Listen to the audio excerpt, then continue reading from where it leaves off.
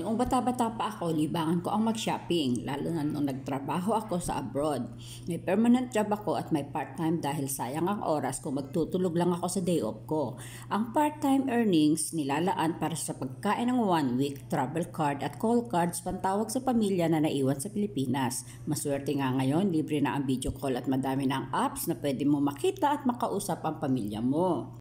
Yung mga imported na yan galing sa pinagpawisan at pinagtrabahuhan para masunod ang luho at hiling ng mga naglalambing. Pero alam nyo, sa edad ko ngayon, hindi na ako mahilig lumabas. Mas gusto ko magstay at home at mag-ayos ng bahay, maglinis at maghalaman. Dahil pag lumabas ka, gastos.